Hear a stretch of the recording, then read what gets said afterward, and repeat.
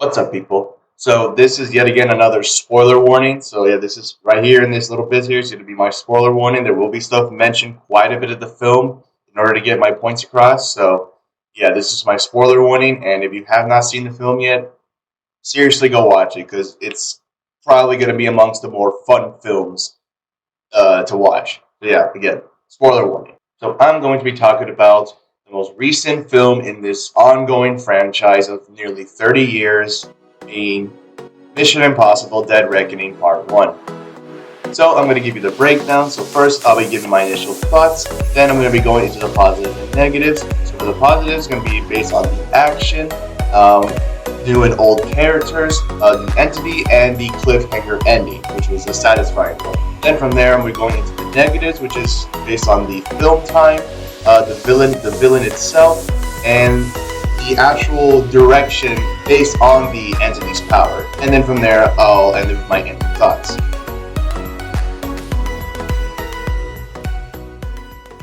So when it comes to my initial thoughts, as of last year of seeing, trailers when I was in the theater for this film, I had developed an interest for it. And, eventually has built up to me getting more excited for this as it got closer. The questions going around in my head thinking, what kind of crazy stunt is Tom Cruise going to be doing this time? What will be like the main thing that, him and his team will be going after or trying to stop? In general, I was excited, as I said before, and was just curious as ever as to what Tom Cruise will, deliver us this time.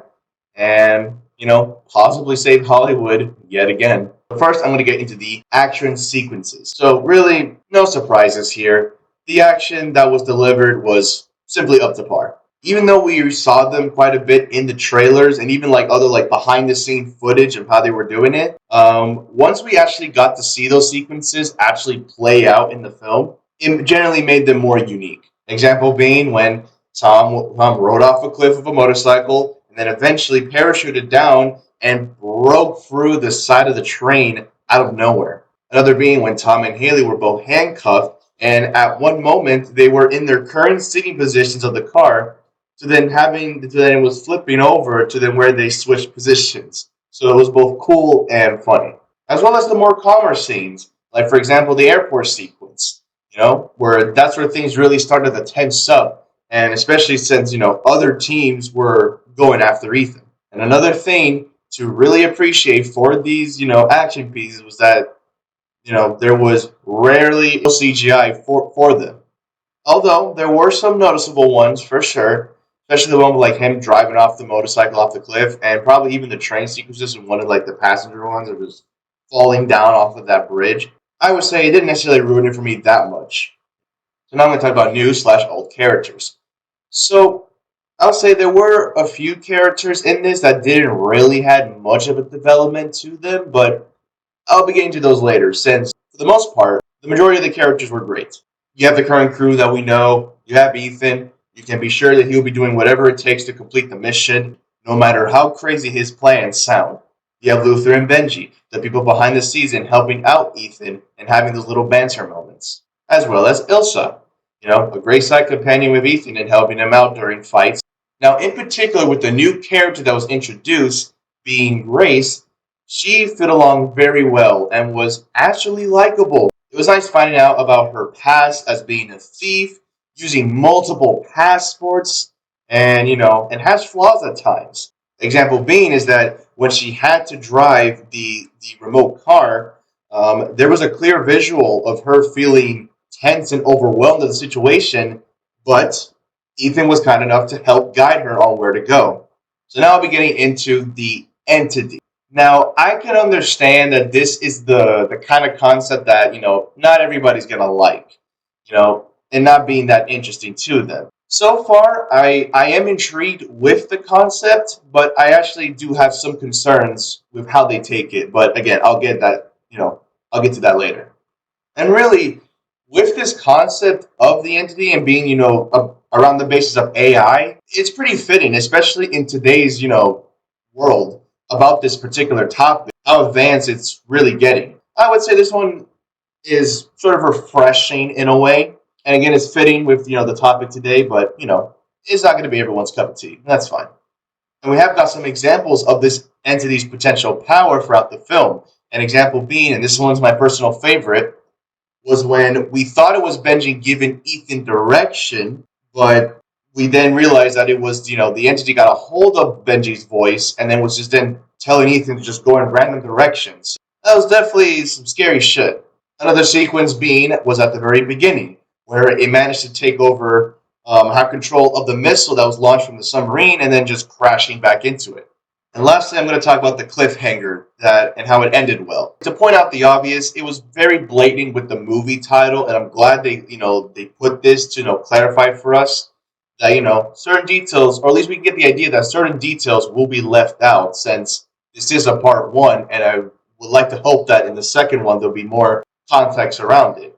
Especially with the entity, especially with with all the talks about the entity's potential power to showcasing those certain powers and eventually getting a hold of the key after all of the actions that they had to go through.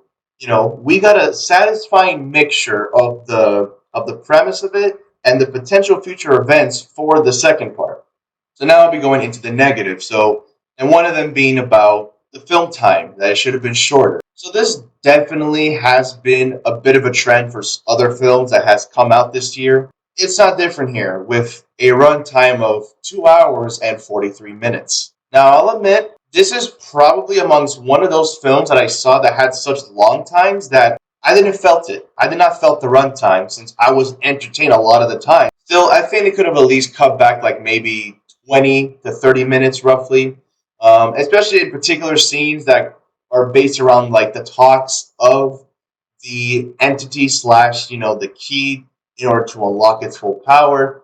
I would say, since I feel like, at least to me, I eventually got the idea like, okay, so this is this for this. I kind of connected the pieces, and I feel like those scenes were a bit too long.